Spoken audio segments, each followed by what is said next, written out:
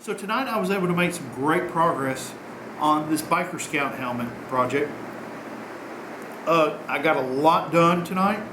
I got a lot of the trimming done. Pretty much everything I felt that needed to be addressed, where I marked with a blue Sharpie, I took care of, and it worked out pretty good. The visor lifts up nice, and you know, it's still got a good tight to it. It doesn't really rub anywhere when you raise it up. I got to hold the helmet because of the weight, but it holds itself up. This spot on the back right here, that was the main, one of the biggest concerns with this helmet. It seems to be going well. It's tapering out. It's not going to be as bad. I think it's going to look good. It's going to work out well. I'm going to give this filler 24 hours to set up and cure fully before I sand it down and check. I added some filler right here to this front area, whereas after I sanded it down, it still had just a little bit of a lip to it that I just wanted to try and just bridge that gap a little bit. And let's see, right here on the front, it had a little bit of a lip to it, so I put some filler there. Let me take this. Bear with me here.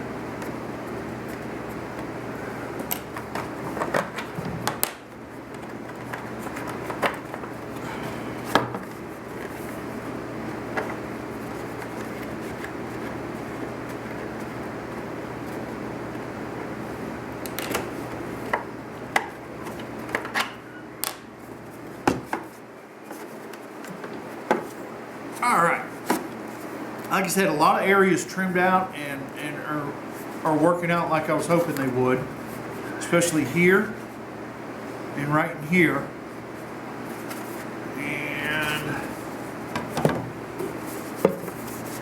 around the brow of the helmet on the sides. Try to get those just as even as I could and just a little bit smoother looking, especially around the bottom here and the side vents, so air can blow through good for them.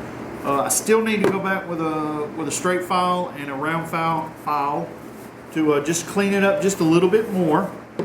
And what I used tonight primarily was 80 grit on my power sander and sanding block. And for my Dremel, I used this cone bit. These two cutting bits, I don't know if you can see them very well. I use those. And I use this round stone right there. And and for the filler, once again, I used the plastic bonder. It worked well, worked great. Yeah, everything's good on schedule. I'm not too far away from getting this thing in first prime. The grits of sandpaper I'm going to use on this project is I'm starting out with an 80 grit, and then I'm going to go over the 80 grit with some 120, and then after the 120 I'm going to prime this helmet up, and then after I prime it, I'm going to water sand it with some 320, prime it again, and then I'm going to do a final prime with about a 600 grit paper, and then I'm going to put another coat of primer on it, and give it back to the owner. But everything's looking good on it. It's coming along well. Thanks for checking this out. I had filmed working on this and everything that I got done tonight, but for